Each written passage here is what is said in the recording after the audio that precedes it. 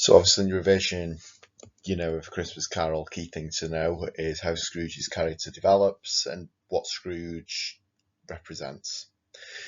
One of the key things you need to know is that Scrooge represents the worst of the 19th century privileged.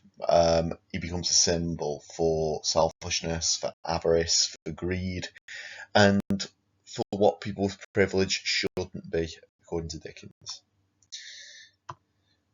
So what I've got here is a timeline of key things about Scrooge's change. So at the beginning, he's unhappy and he's isolated, solitary as an oyster. His reaction to charity collectors shows that he has a lack of empathy and he's greedy and avaricious, decreases his population.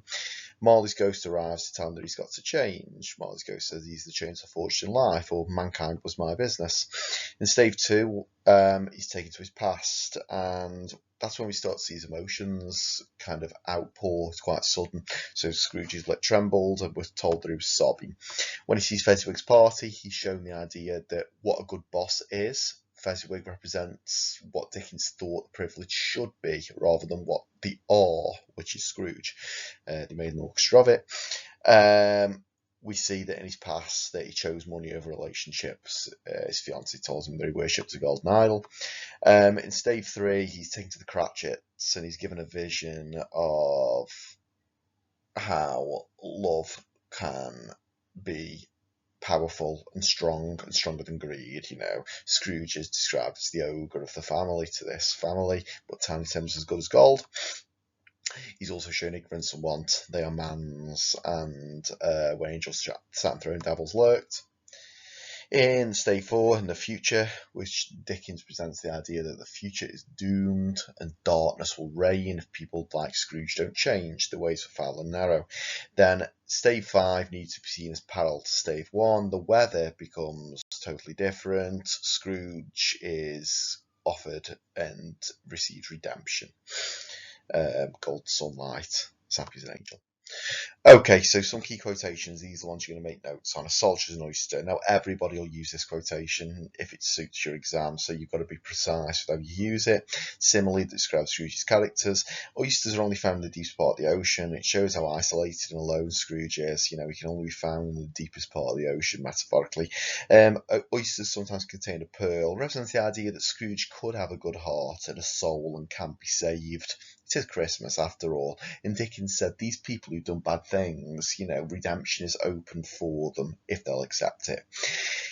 An oyster has a hard shell, and it suggests that he's quite impenetrable at the beginning. So, that quotation links to anything you're asked about. Loneliness, change, family, because it represents the idea of Scrooge having no family. Joy, because it shows that he's got no joy. Spirit, because he's got no spirit. Really important quotation. When the charity collectors arrive, Scrooge says they should die, the poor should die and decrease the surplus population.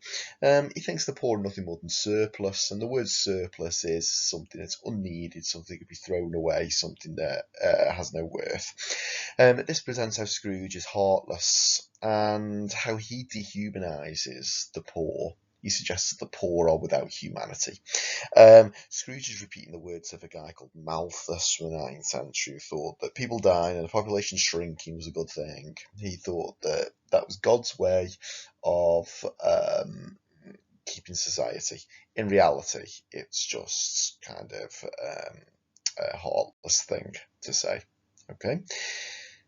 Anything about Scrooge, anything about poverty, that one goes there. You might also think of the alliterative die and decrease, quite plosive, quite fierce.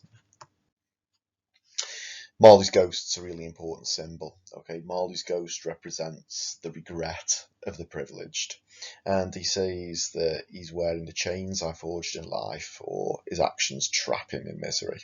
So that's a metaphor. Chains are industrial, and society was changing to be more industrial. And chains suggests being trapped or constrained. Okay, so Marley's ghost is trapped by his own selfishness. Dickens makes the point, if you're not charitable or generous, it will return to harm you. Those images of the chains are his message to his readership, that your regret will cause you pain. Dickens tells us that there are lots of people who regret the bad actions in the 19th century, and regret only causes pain. So Marley's ghost who says mankind was my business, and he says these are the chains I forged in life. That suggestion. In stave 2, the Ghost of Christmas Past takes him to his past, and we're told that his lip trembled and he sobs. Scrooge feels emotions of happiness and regret for the first time. Sobbing is uncontrollable crying. There's the idea that Scrooge has bottled all his emotions and they erupt suddenly. Okay, this shows how the ghosts have an immediate impact on him. If his lips trembled, it shows that behind the facade, actually, there's vulnerability and weakness about Scrooge. Okay, Dickens uses these quotations to show that change can happen for anyone. Really importantly, that you need to be revised in Fezziwig's party, and we're told that at Fezziwig's party, Scrooge has shown how Fezziwig makes an orchestra of it. Okay, an orchestra, we know, is when every instrument comes together as one to create something that's melodious, that's harmonious, and that's grand. Dickens' message is about community and unity here. Okay, if everybody comes together and works together and become as one, greatness can be found. And it's used to show the error of Scrooge's solitary ways. Okay, it's not being solitary that creates goodness, it's about community. So Fezziwig is presented as being the antithesis of Scrooge, or the opposite of Scrooge, stated for one, or the foil, if you will. Dickens presents him as the idol to follow, basically. He says, Fezziwig, this is what the 19th century privilege should be. And you shouldn't be like Scrooge, who, like we said, is a symbol of the worst of the 19th century privileged. We see that Scrooge was engaged when he was younger, and his fiancée parts with him and says that he worships a golden one or a golden idol. The metaphor of Scrooge's avarice and greed here. Okay, this belief that Scrooge, remember, representative of the worst of the 19th century privileged, worships money. There's a sense that Dickens presents him as kind of praying or worshipping a false god here. Now, we know the Ten Commandments says that it's a sin to worship a false god. And to a pious 19th century reader, there's a suggestion that Scrooge is a sinner because of his greed. Dickens suggests that greed is something ungodly and unchristian, and remember, it is set at Christmas, and that vilifies Scrooge and people like him. There's a sense of the sinister about him. In stave 3, they go to the Cratchits, and again, the Cratchits is just something you absolutely need to know. Okay, and the narrative voice says that Scrooge is the ogre of the family, but Tiny Tim, according to Bob Cratchit, is as good as gold. An ogre is a fairy tale villain, think Shrek, and therefore we see Scrooge through the eyes of the children. They vision him as the worst imaginable thing and the most scary thing to them. Again, Dickens has that message, if you're greedy and everybody knows you greed, you become the villain.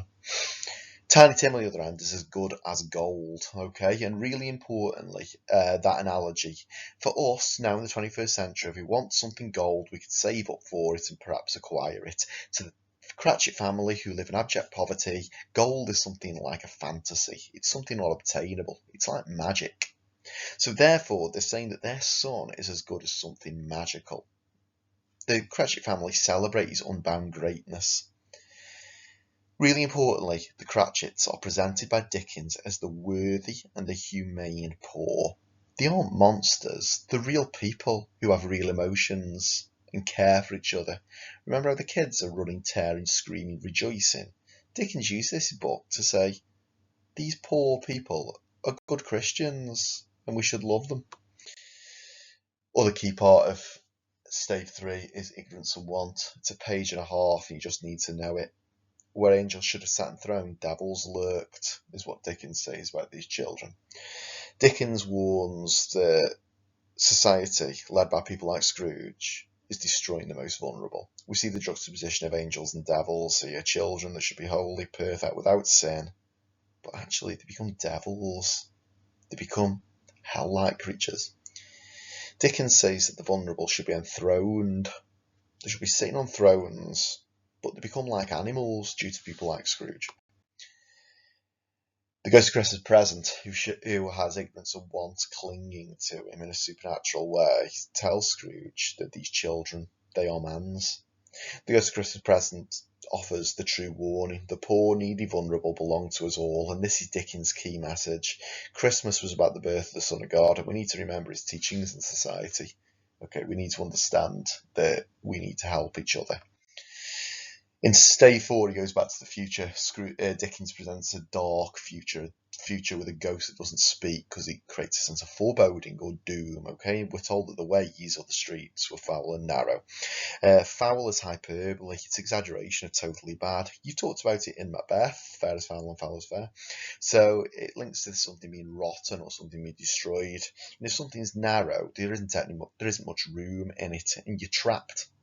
Dickens says that poverty is something that harms, so keeps people in a foul sense, and it traps people. Okay? And he uses a description of the city to say, if we don't change, this is what whole society is going to be. In Stave 5, I need to see Stave 5 as parallel to Stave 1. And when he wakes up in Stave 5, we're told that the weather isn't any longer dark, but there is golden sunlight. Golden sunlight is a pathetic fallacy, and it talks about redemption. In Stave 1, it was fog. We know that fog in Stave 1 is about Scrooge being blind to what is important, or being trapped in his own greed. In Stave 5, the fog's disappeared, and sunlight equals bright, clear. Golden, Scrooge becomes the winner. The ghosts have saved him. We see heaven exists. It is at Christmas, and Scrooge and Dickens says if we look after each other, we can have paradise on earth, and that's shown through golden sunlight. We're also told that Scrooge is happy as an angel, okay, and that's a simile, and that simile obviously has godly and heavenly connotations. He's become happy as the sinless, an angel is something pure and sinless. And we see that parallel quotation in Stave 1, okay, in Stave 1, Scrooge had red eyes, thin lips blue. Red eyes made him sound demonic and devil-like in Stave 1, and thin lips blue was like the idea of death, and he was corpse-like, he was dead to the world. Now he's become this happy as an angel. Okay, and I've put in capital letters the absolute key message of this. If Scrooge can change, anybody can change. And look at how much change he makes. So family is an important thing, right? It's an important theme. And if we're thinking about family, the character of Fred, who's glowing, is important. We know the Cratchits are a family, but there's also the sense that family in this text represents community and wider family. Fezziwig represents wider family. Okay, repetition of incame. He looks out for each other in his community. Jacob Marley represents family. He says that mankind was my business. Dickens says that a family isn't only the people we live with, the people we're related to, but it's about wider society themselves. Okay, we shouldn't be like Malthus, who believe that the poor are a surplus population. We should look to have belonging, support, no loneliness, togetherness. So it links in with charity as well. All these quotations are key. Like I say, in your revision, you need to know them, know the inferences. Remember, the most important name in any literature text is the name of the writer and what their message is to their readers.